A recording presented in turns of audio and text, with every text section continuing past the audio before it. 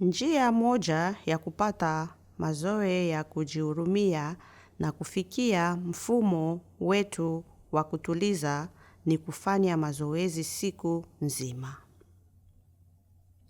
Nyakati mzuri zaidi za kufanya mazoezi ni wakati unaishi chini ya mkazo. Kwa mfano, unaponaswa na msongamano wa magari au unapogambwa na mpendwa wako.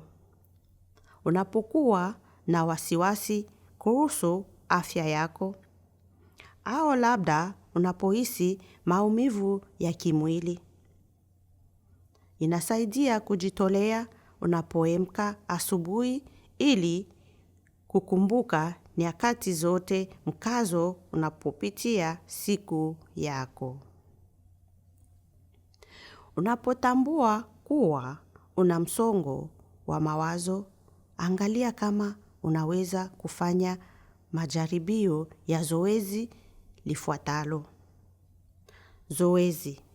Mapumziko ya kujihurumia, weka mikono yako juu ya moyo wako au ujambatie. Pumua kwa kina ndani ya nje.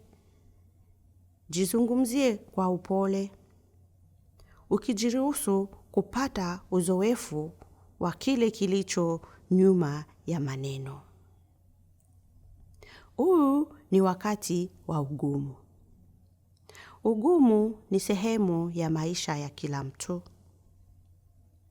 Naomba kujibu kwa wema.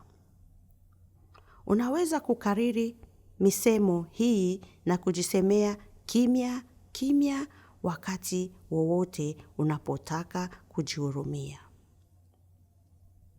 Hizo ni muhimu sana katika hali ya utulivu ya sasa. Wakati wowote hisi kali za shida hutokea. Ukiwa vifungu hivi havikufanya kazi kabisa, ni vyema kucheza navyo ili kuona kama unaweza kupata maneno yakayokufa zaidi. Kizazi cha kwanza, huu ni wakati wa shida au mateso. Kimeundwa ili kukijulisha ukweli kwamba una maumivu. Maneno mengine yanayokwezekana kwa kifungo hiki nina wakati ngumu sana kwa sasa au ni ngumu sana. Kizazi cha pili. Ugumu ni sehemu ya maisha ya kila mtu. Kimeumbwa ili kukumbusha kwamba wanadamu wote si wakamilifu. Maneno mengine yanayowezekana ni kila mtu anahisi hivi wakati mwingine. Watu wengine wengi labda wanahisi hivyo. Kizazi cha tatu. Naomba nijibu kwa fadhili. Kimeumbwa ili kukusaidia kuleta utazaji kwa uzoefu wako ngumu. Msemo huu wa mwisho unahusu kueleza nia yetu ya kujihurumia. Maneno mengine yanaongezekana ninahitaji kujitunza kwa huruma. Pamoja na yafuatayo. Naomba nijihurumie kwa wakati huu. Naomba nijipe huruma nia ya hitaji.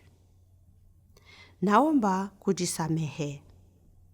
Niwe na furaha, nisiwe na mateso. Naomba nivumilie salama maumivu haya.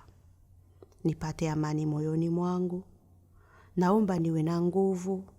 Naomba nijihurumie. Naomba nijilinde. Naomba nijifunze kuishi kwa urahisi na ustawi. Naomba niwe na hekima na nibadilike ninachoweza. Tafuta maneno matatu ambayo yanaonekana kuwa mazuri kwako, na uyarudie tena na tena hadi yakahiwe, auwe yandike kwenye kadi ndogo ya kubeba, kwa mfano kwenye mkoba wako. Kisha wakati ujayo unapojihukumu mwenyewe au kuwa na uzoefu mgumu, rudia kimya maneno yako ya huruma. Inaweza kutusaidia kutuliza akili zetu zinapokuwa na matatizo.